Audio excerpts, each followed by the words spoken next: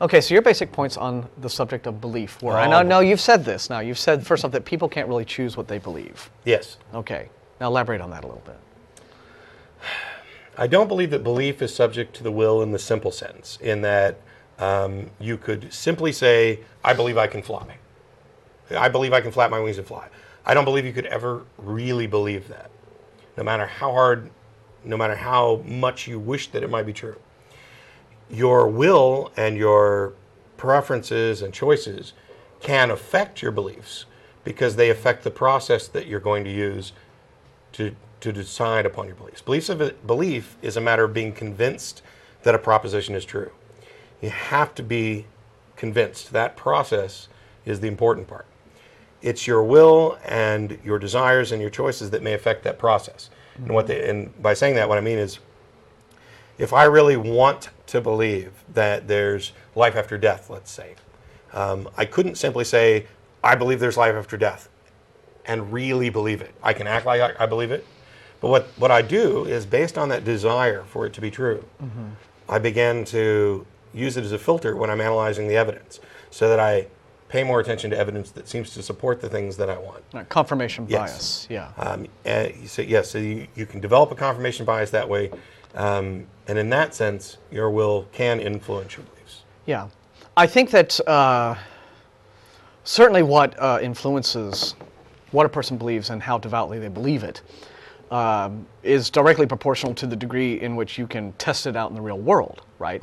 The whole I believe I can fly example that you gave, well, that's really easy to test. Just go to the edge of a building and jump off, and you'll pretty much have your evidence in the last few seconds of your life. Don't do that, and if you do, don't sue us. Do not do this at home, please. No,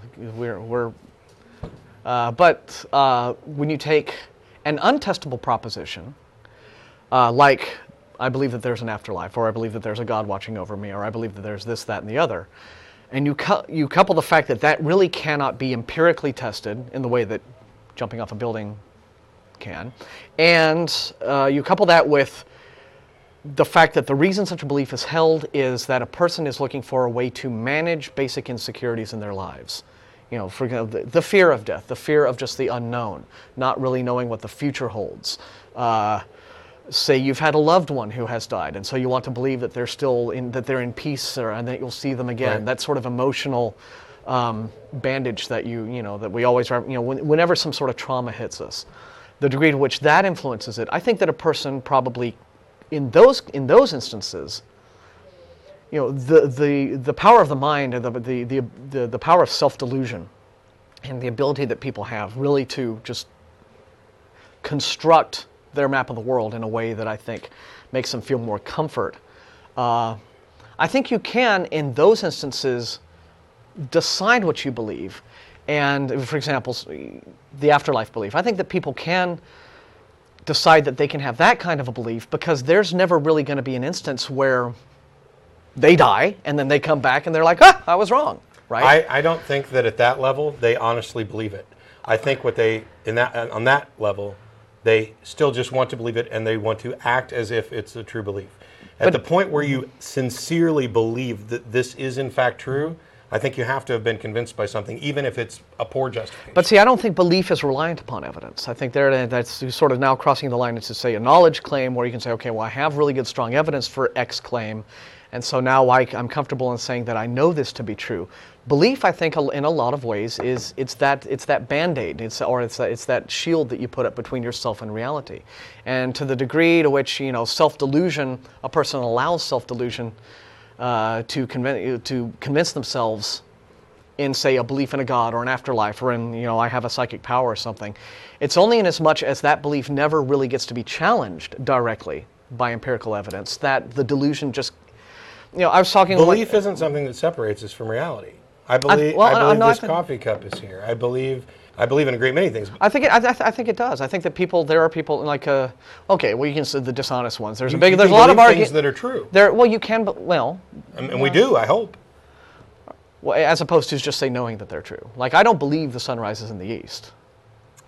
Okay, one of the things we talked about today was definitions. Yeah. See, that's where we need to. The way I defined the terms was belief is the acceptance of a proposition as true, and knowledge was belief to degree of certainty, and it's up to the individual to determine at what point the degree of certainty is sufficient to qualify as knowledge. Knowledge is a subset of belief. Has to be. Is there anything you could possibly know that you don't believe?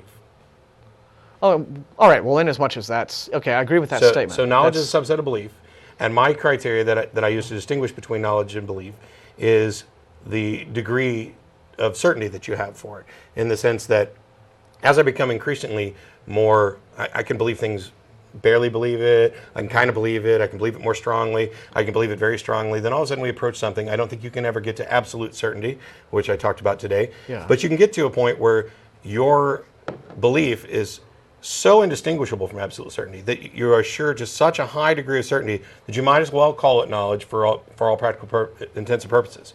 Because if that doesn't qualify as knowledge, then there is no such thing as knowledge.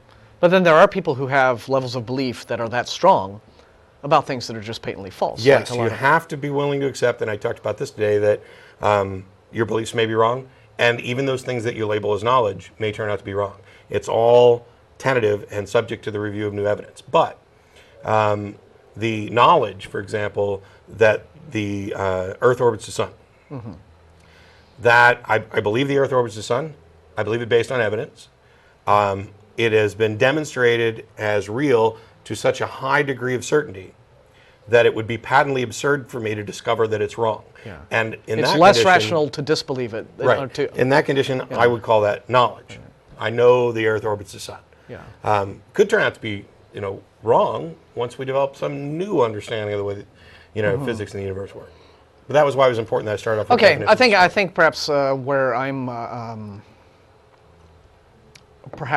framing my whole point of view on this differently is that I think you're talking about belief and knowledge as acts, the human act of believing and of knowledge, and I suppose I'm talking more in terms of the word belief as a noun, like this is a belief versus a fact.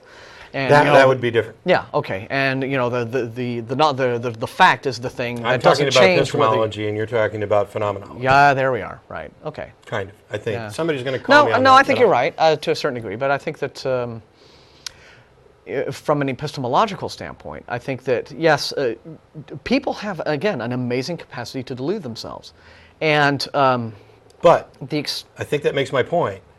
That it's a process by which they convince themselves. It's not a simple matter of will. The idea that you could. But I don't think that means the belief is not sincere when it's. No. There's two different scenarios. At some point, the belief can become sincere. Yeah. And it's through this process of faulty analysis, bad judgment, confirmation bias. These things where our hopes, desires, and preferences have led us to an incorrect conclusion. We then sincerely believe it. The one where I said I didn't think the belief was sincere was when you were talking about people choosing to believe something without evidence. The more simplified, I'm just going to believe this perhaps because it's comfortable. Right. In those cases, I would argue that person doesn't actually believe the claim they want to believe, or they believe in belief type thing. Or this would be the motivation behind, say, the Pascal's wager type believer. The safe bet. People who just you don't really believe I don't it, think but that can be. That's one of my arguments against Pascal's wager. Is that it's extremely dishonest. If your argument is you're better off just going ahead and believing in Jesus, otherwise you're going to go to hell, then you don't really believe in Jesus. You're just watching your ass. Yeah, you're covering your butt. Yeah. We have to say butt, not ass, because asshole got us in trouble. Yeah, I wouldn't want to be a butthole. Yeah. All right. So anyway, so we actually have phone calls, and we're going to go ahead and start taking them. And if you've got comments on this call, last week, whatever, feel free to call on in. Yes.